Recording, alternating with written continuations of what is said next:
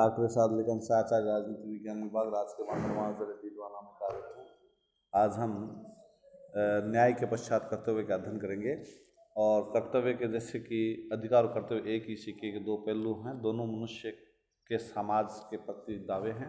यदि कोई व्यक्ति दावों को निजी दृष्टिकोण से देखता है तो वे अधिकार का रूप ले लेते हैं, अर्थात ये दावे व्यक्ति की निजी लाभ में सहायक नहीं होते बल्कि उस पर एक दायित्व सौंप देते हैं।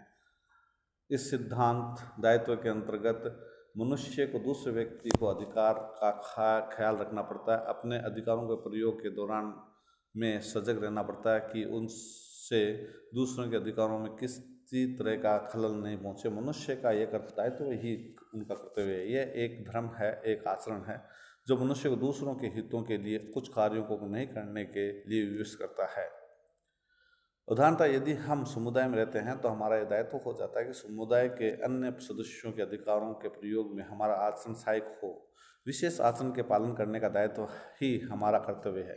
अधिकार के संसार में ही कर्तव्य का वास है। एक मनुष्य का अधिकार दूसरे मनुष्य का कर्तव्य है। कर्तव्य का वर्गीकरण हम नैसर्गिक कर्तव्य, नैतिक कर्तव्य, वैधानिक कर्तव्य के रूप में कर सकते हैं। लेकिन नैसर्गिक कर्तव्य केवल प्राकृतिक अवस्था में ही पाए जा सकते हैं क्योंकि ये आदर्श मात्र है। अर्थात साधारणतः कर्तव्य के दो प्रमुख वर्ग माने जाते हैं, नैतिक कर्तव्य और वैधानिक कर्तव्य। नैतिक कर्तव्य में वे हैं जो नैतिक आधार पर लोगों के कर्तव्य मान जाते हैं।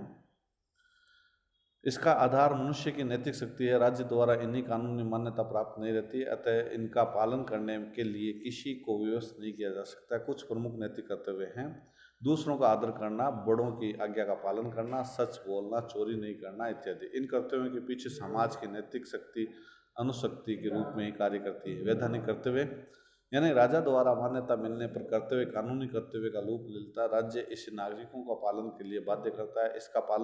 इनका पालन नहीं करने पर राज्य किसी को भी दंडित कर सकता है। इस प्रकार वैधानिक कर्तव्य वे कर्तव्य हैं जिनका पालन व्यक्ति राज्य के कानून द्वारा बाध्य होकर करता है। जैसे यह प्रत्येक भारतीय नागरिक का कर्तव्य है कि वह छुआछूत का भेदभाव नहीं रखे। यदि कोई इस तरह का भेदभाव रखता है तो राज्य उसे दंडित कर सकता है। नैतिक और वैधानिक कर्तव्यों का अंतर यह है कि वे एक के पीछे नैतिक अनुशक्ति है, दूसरे के पीछे कानूनी अनुशक्ति।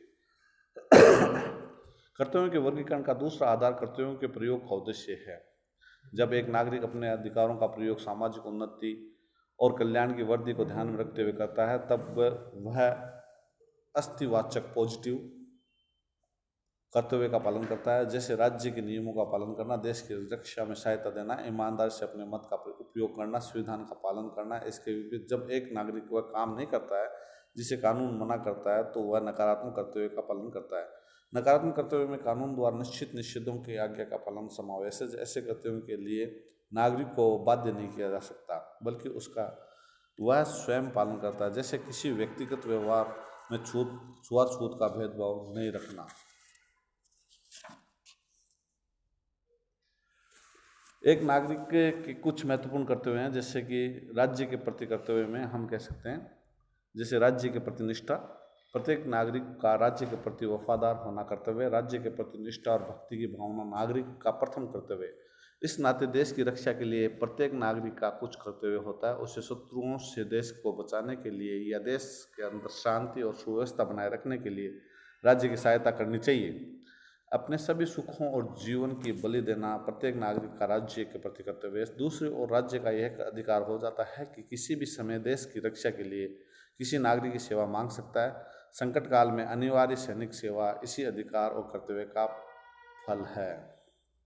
कानून का पालन यानी कानून का निर्माण समाज के कल्याण के लिए होता है, अतः प्रत्येक नागरिक का कर्तव्य है कि वह राज्य निर्मित नियमों का पालन करे। ऐसा कर वह राज्य के लक्ष्य की प्राप्ति में सहायक सिद्ध होगा, जिसके फलस्वरूप पूरे समाज का कल्याण होगा। लेकिन साथ साथ नागरिक का यह भी पवित्र कर्तव्य है कि वह राज्य के उन नियमों का विरोध करे जो समाज हित के विरोधी हैं। लेकिन इन विरोधों में उसे नैतिक और संवैधानिक साधनों का सहारा लेना चाहिए। करों का भुगतान यानी कि शासन संचालन के लिए तथा नागरिकों की उन्नति के लिए प्रत्येक राज्य को बहुत बड़ी रकम खर्च करनी पड़ती है। यह रकम राज्य मुख्यतः नागरिकों से कर के रूप में प्राप्त करता है और प्रत्येक नागरिक का कर्तव्य है कि वह खुले दिल से कर चुकाने और राज्य कार्य में सहायता दे।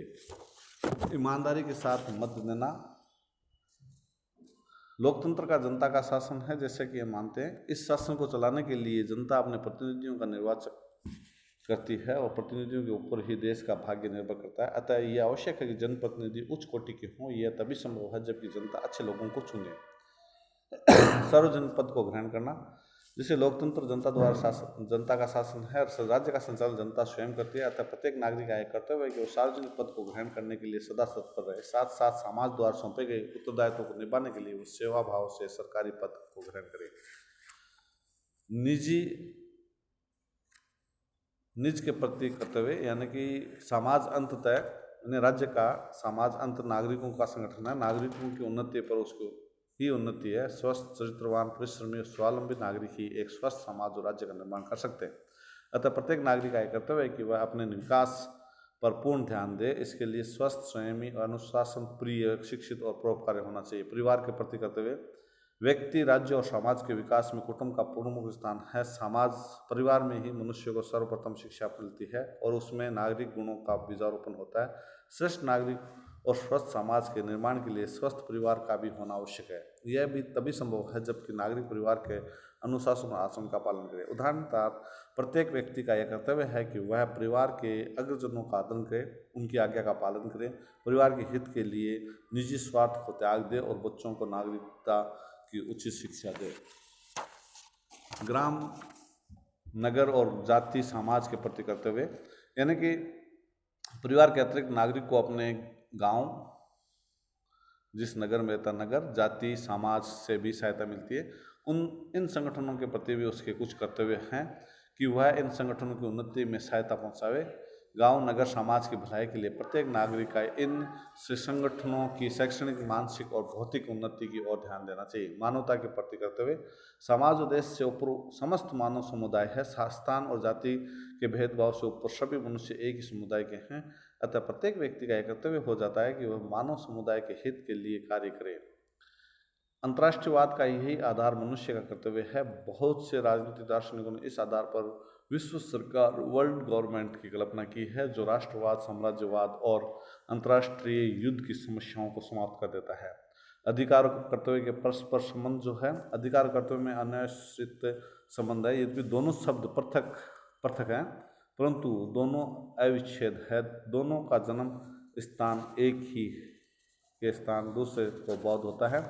मेरा अधिकार तुम्हारा कर्तव्य है। अधिकार से तात्पर्य कि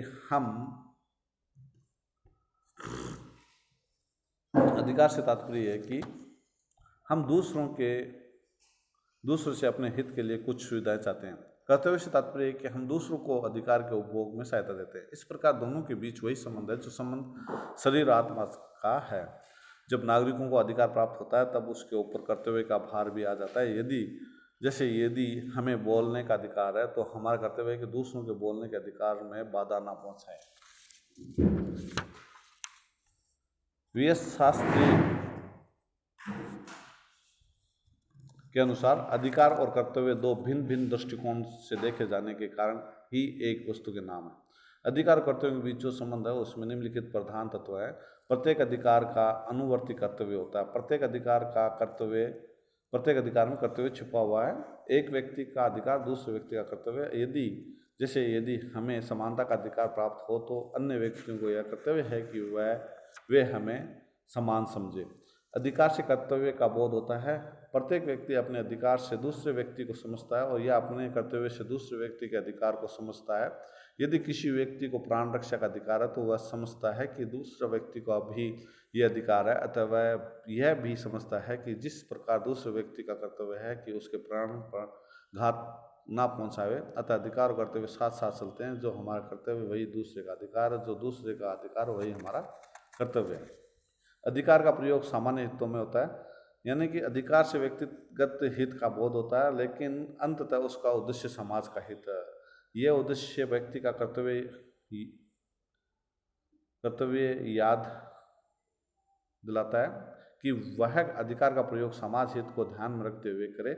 यदि वह ऐसा नहीं करता तो वस्तुतः वह समान प्रदत्त अधिकारों का दुरुपयोग करता है। उदाहरणतः व्यक्ति को यदि संगठन बनाने का अधिकार है तो वह संगठन का निर्माण समाज हित में को ध्यान में रखते हुए करे। ऐसा संगठन का निर्माण नहीं करे जो समाज में विद्वेष और फूट की भावना को फैलावे। अधिकार से राज्य शक्ति के कर्तव्य का बोध होता है। राज्य का उद्देश्य समस्त समाज का हित, राज्य ही व्यक्ति को अधिकार प्रदान करता है। अतः व्यक्ति का कर्तव्य है कि वह राज्य के प्रति निष्ठावान रहे, उसके नियमों का पालन करे, उसकी रक्षा करे और सुव्यवस्था में योगदान दे। तभी पूरे समाज की भलाई संभव हो सकती है। इस अध्याय में हम इतना ही अध्ययन करेंगे। इसके पश्चात स्वतंत्रता का अध्ययन करेंगे। धन्यवाद।